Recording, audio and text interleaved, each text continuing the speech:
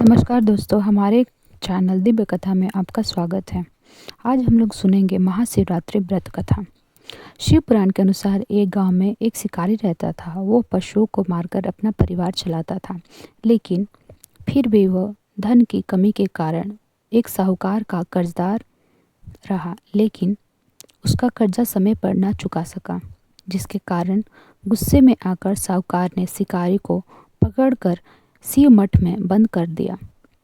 जिस दिन उसने ऐसा किया था उस दिन शिवरात्रि का दिन था। साहूकार ने घर पर शिवरात्रि का पूजन हो रही थी।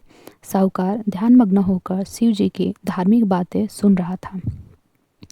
चतुर्दशी की तिथि थी, पर उसने शिवरात्रि की कथा भी सुन ली।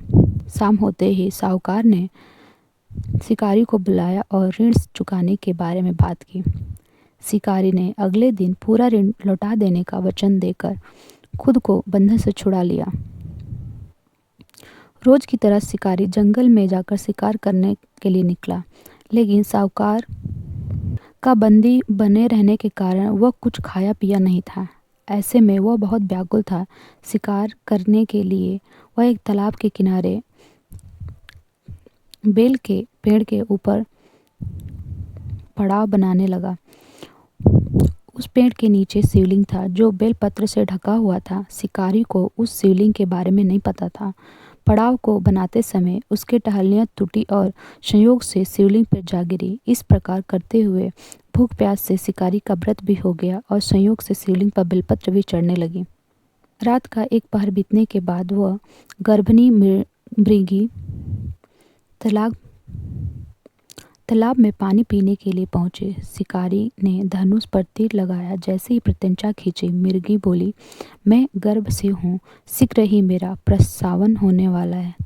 तुम एक साथ दो जीव को हत्या करोगे, ठीक नहीं है। उसने शिकारी से कहा कि मैं अपने बच्चे को जन्म देकर जल्द ही तुम्हारे सामने प्रस्तुत हो जाऊंगी, तब तुम मुझे मार लेना। ऐसे सुनते ही शिकारी ने प्रत्यंचा ढीला कर ली और मृगी को जाने दिया।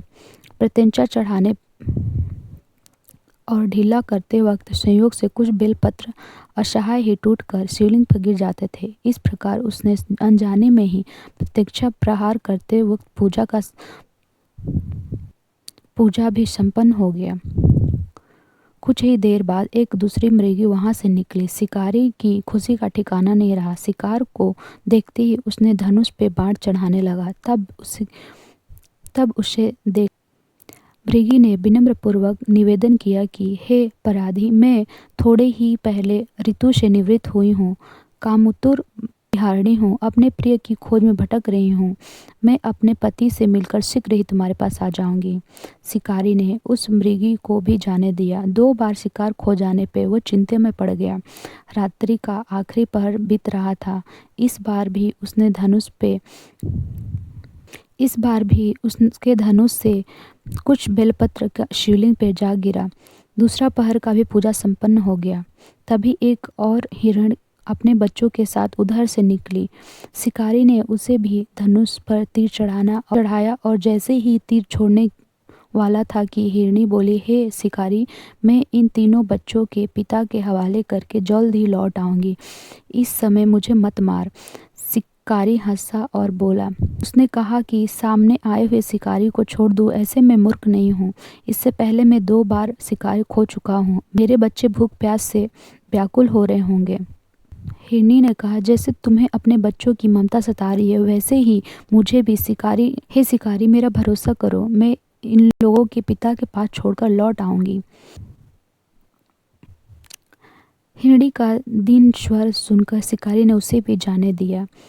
शिकार को अभाव से, भूख प्यास से व्याकुल, अनजाने में ही बेल के पत्ते तोड़ तोड़ के नीचे फेंक रहा था। पाँव फटने वाला था। उसने एक हष्ट-पुष्ट मृग को उसी रास्ते आते हुए देखा। शिकारी ने सोचा कि इसे शिकार अवश्य करूंगा। शिकारी की तनी प्रत्यंचा देखकर मृग बोला, हे शिकारी, यदि तुमने मुझसे पूर्व आने वाले 3 मृगियों को उसके बच्चों के साथ मार डाला है तो मुझे भी मारने में देर ना करो, ताकि मुझे उनके वियोग में एक क्षण भी दुखी ना होना पड़े, क्योंकि मैं उन हिरणियों का पति हूँ। यदि तुमने उसे जीवन दान दिया है तो मुझे भी कुछ क्षण के जीवन दान दो। उनसे उनसे मिलकर तुम्हारे समक्ष उपस्थित हो जाऊंगा। मृग की ये बात सुनकर शिकारी के पूरे रात का घटना चक्र घूम गया। उसने सारी कथा मृग को सुनाई। तब मृग ने कहा, मेरी पत्नियां जिस प्रकार प्रतिज्ञाबद्ध होकर गई है, मेरी मृत्यु से अपने धर्म का पालन नहीं कर पाएंगी। अतः जैसे तुमने उसे विश्वास पात्र मानकर छोड़ दिया, वैसे ही मुझे भी जाने दो। सबके साथ तुम्हारे सामने अब उपस्थित हो जाऊंगा। शिकारी ने उसे भी जाने दिया। इस प्रकार सुबह हो गई। व्रत, उपवास, रात्रि जागरण तथा शिवलिंग का संयोग से बेलपत्र भी चढ़ गया। जाने अनजाने में शिकारी ने शिवरात्रि का पूजा भी पूर्ण हो गई। अनजाने में ही पूजा का परिणाम तत्काल मिला। शिकारी का हृदय परिवर्तन और निर्मल हो गया। उसमें भागवत का वास हो गया। थोड़ी ही देर में मृग अपने परिवार के साथ शिकारी के पास उपस्थित हुआ ताकि वह उनका शिकार कर सके। किंतु जंगली पशुओं की ऐसी सत्यता एवं सामूहिक प्रेम भाव देखकर शिकारी ने का बड़ा गलानी हुआ। उसने मृग परिवार को जाने दिया। अनजाने में शिवरात्रि का व्रत का पालन करने पर भी शिकारी को मोक्ष की प्राप्ति हुई। जो मृत्यु काल के समय यमदूतों ने उसे ले जाने के लिए आया तो शिवगणों ने उसे वापस भेज दिया तथा वे शिकारी को शिवलोक लेके गए। बोले शंकर भगवान की जय, माता पार्वती की जय।